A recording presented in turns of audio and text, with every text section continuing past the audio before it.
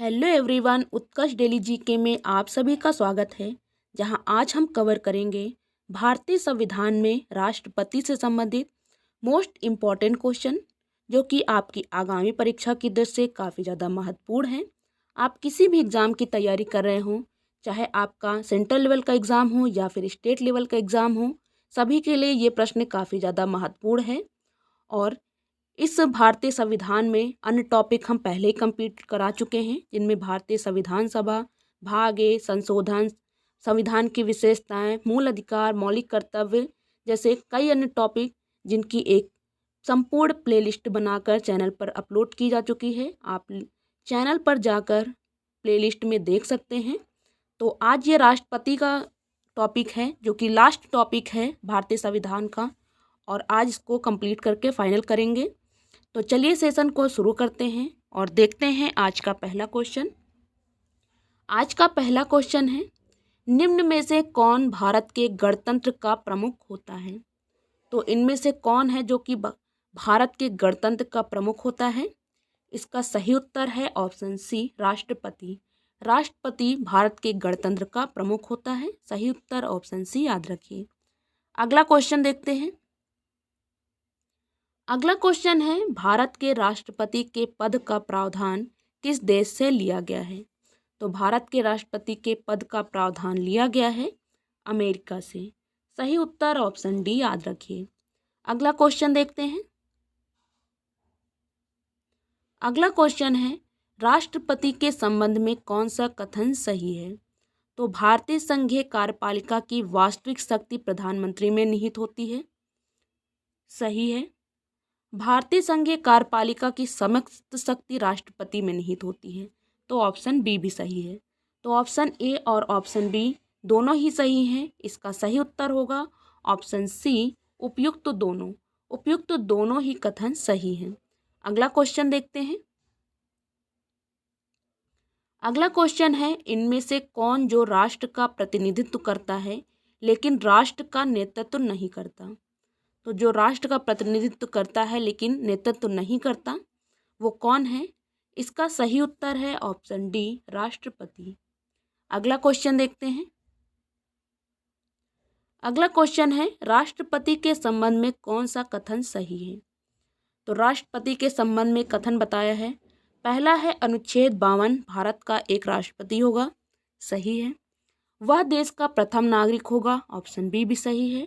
और इसका पद कभी खाली नहीं होता, यानी कि अगर राष्ट्रपति नहीं है तो उनकी जगह उपराष्ट्रपति, और उपराष्ट्रपति भी नहीं है तो उनकी जगह सर्वोच्च न्यायालय का मुख्य न्यायाधीश राष्ट्रपति पद का उपयोग करेगा।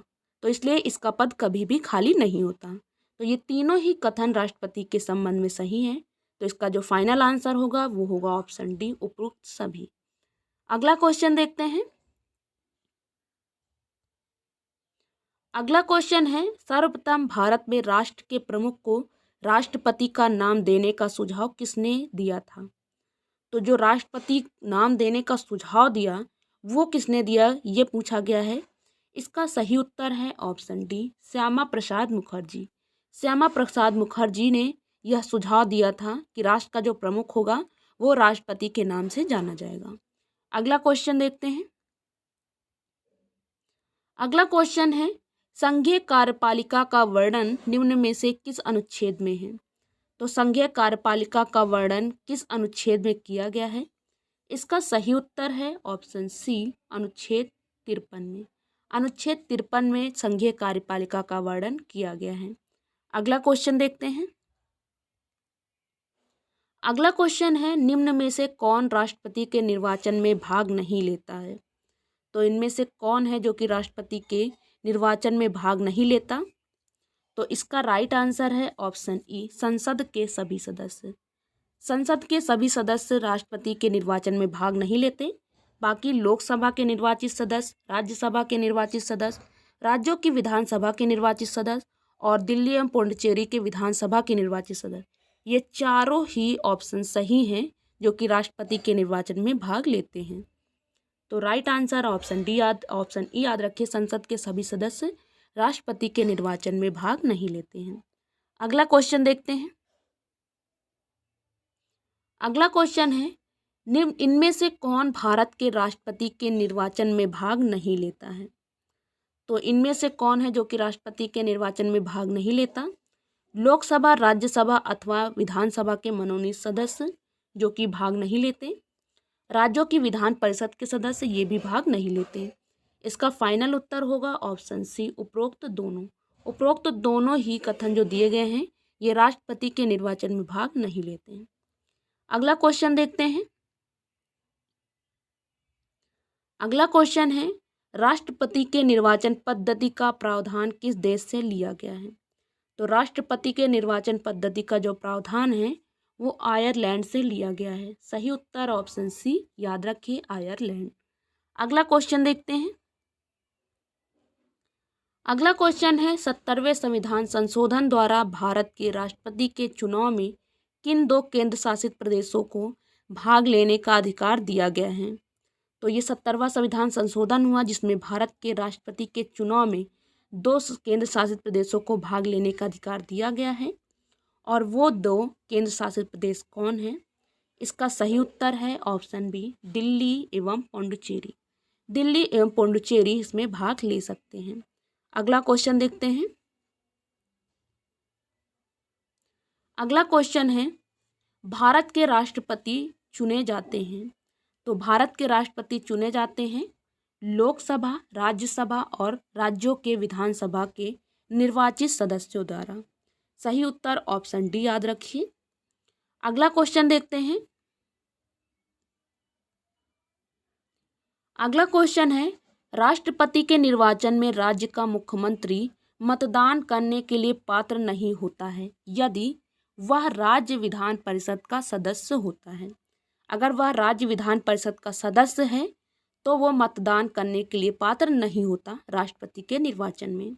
तो सही उत्तर ऑप्शन सी, याद रखिए। अगला क्वेश्चन देखते हैं।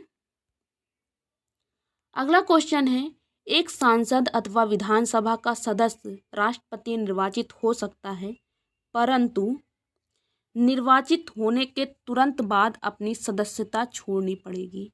ये शर्त है उसके सामने कि वह राष्ट्रपति निर्वाचित तो हो सकता है लेकिन निर्वाचित होने के तुरंत बाद अपनी सदस्यता छोड़नी पड़ेगी। सही उत्तर ऑप्शन डी, याद रखिए। अगला क्वेश्चन देखते हैं। अगला क्वेश्चन है, भारत के राष्ट्रपति के उम्मीदवार के प्रस्ताव का अनुसमर्थन किया जाना चाहिए कम से कम 50 निर्वाचकों द्वारा। राइट आंसर ऑप्शन सी, याद रखिए। कम से कम 50 निर्वाचकों द्वारा प्रस्ताव का अनुसमर्थन किया जाना चाहिए राष्ट्रपति के उम्मीदवार के लिए। अगला क्वेश्चन देखते हैं। अगला क्वेश्चन है, राष्ट्रपति के पद के उम्मीदवार के संबंध में कौन सा कथन सही है? तो उम्मीदवार के लिए 50 प्रस्तावक व 50 अनुमोदक होने चाहिए। सही है। ऑप्शन बी है, उम्मीदवार की जमानत राशि 15,000 रुपये होती है। सही है ऑप्शन बी भी। ऑप्शन सी है, यदि 1/6 से कम वोट प्राप्त होते हैं तो जमानत राशि जब्त कर ली जाती है। तो ऑप्शन सी भी सही है।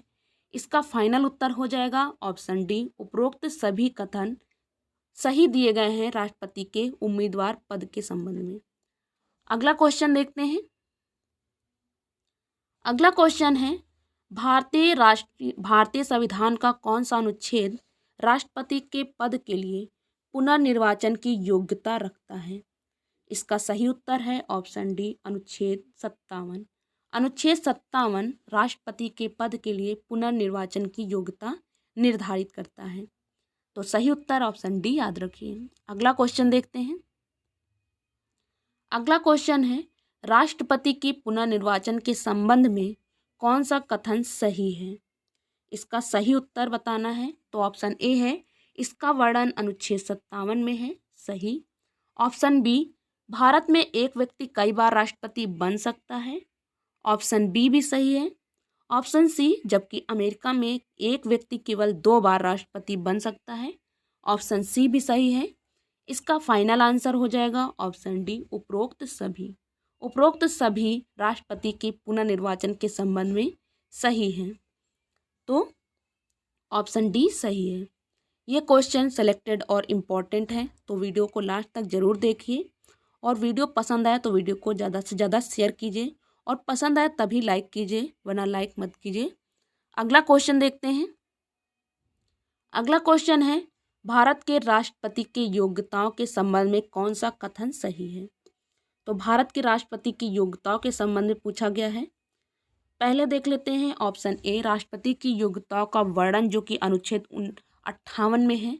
तो सही है कि राष्ट्रपति की योग्यताओं का जो वर्णन किया गया है वो अनुच्छेद 58 में है। भारत का नागरिक होना चाहिए, सही है। 35 वर्ष पूरा कर चुका हो, ऑप्शन सी भी सही है। लोकसभा का सदस्य बनने योग्य हो, बना न हो भले ही, लेकिन बनने योग्य वो योग्यता वो रखता हो, तो ये भी ऑप्शन डी भी सही है।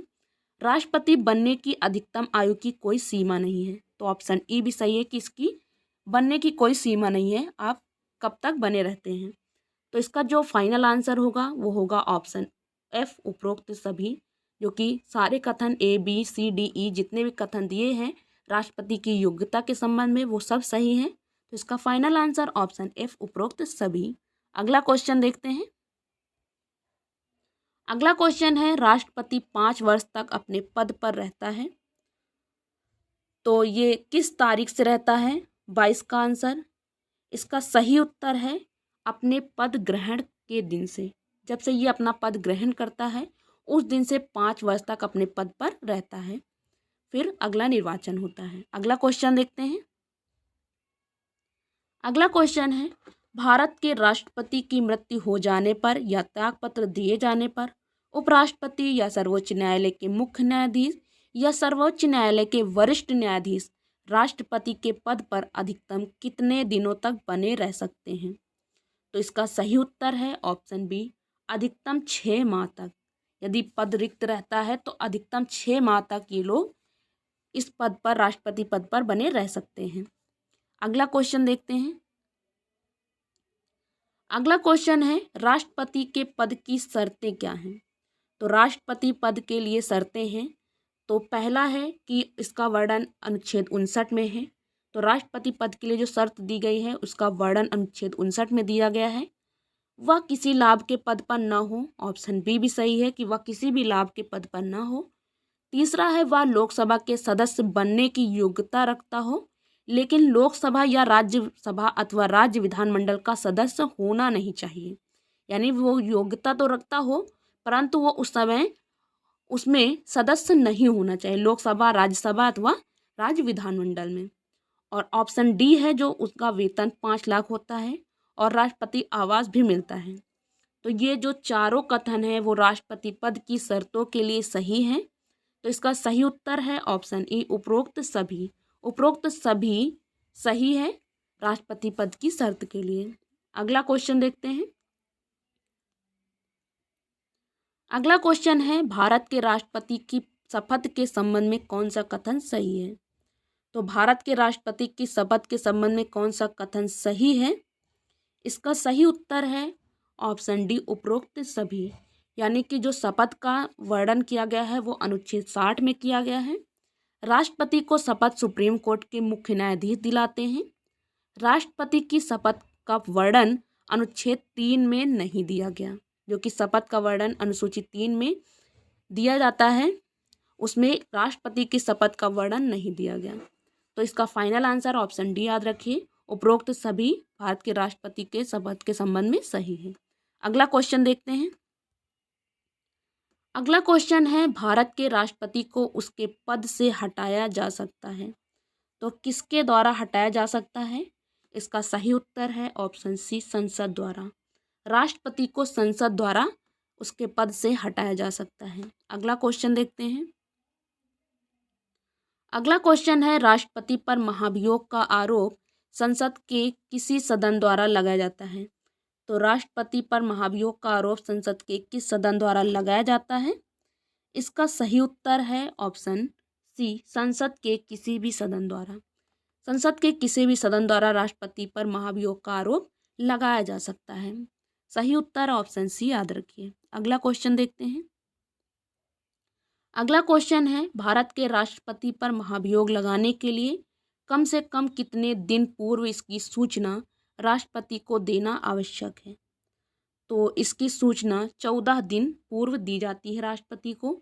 अगर महाभियोग लगाना है तो 14 दिन पूर्व इसकी सूचना राष्ट्रपति को दी जाती है। अगला क्वेश्चन देखते हैं।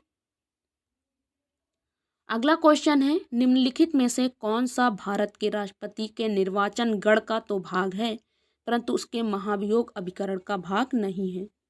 तो इसका सही उत्तर है ऑप्शन सी, राज्यों की विधानसभाएं। राइट आंसर ऑप्शन सी याद रखिए, राज्यों की विधानसभाएं। अगला क्वेश्चन देखते हैं। अगला क्वेश्चन है, भारत के राष्ट्रपति के महाभियोग की प्रक्रिया है। तो भारत के राष्ट्रपति के महाभियोग की प्रक्रिया क्या है? ये अर्ध न्यायिक प्रक्रिया है। राइट आंसर ऑप्शन डी याद रखिए कि भारत के राष्ट्रपति के महाभियोग प्रक्रिया एक अर्ध न्यायिक प्रक्रिया है। सही उत्तर ऑप्शन डी याद रखिए। तो ये राष्ट्रपति से संबंधित भारत के संविधान में जो वर्णित है उससे संबंधित पार्ट 1 आज हम कंप्लीट करते हैं, जिनमें टॉप 30 क्वेश्चन लिए गए हैं और इसका अगला पार्ट जो हम नेक्स्ट वीडियो में कंप्लीट करेंगे। तो आज का ये टॉपिक आपको कैसा लगा कमेंट बॉक्स में ज़रूर बताइए और वीडियो अच्छा लगा हो तो वीडियो को लाइक कीजिए, ज़्यादा से ज़्यादा शेयर कीजिए, चैनल को सब्सक्राइब कर लीजिए क्योंकि नेक्स्ट पार्ट अगले दिन अपलोड किया जाएगा। तो उसके लिए आप चैनल को सब्सक्राइब जरूर कर लीजिए और आज का ये सेशन कैसा लगा ये भी कमेंट बॉक्स में ज़रूर बताइए। तो अगले पार्ट के लिए वेट कीजिए, तब तक के लिए धन्यवाद।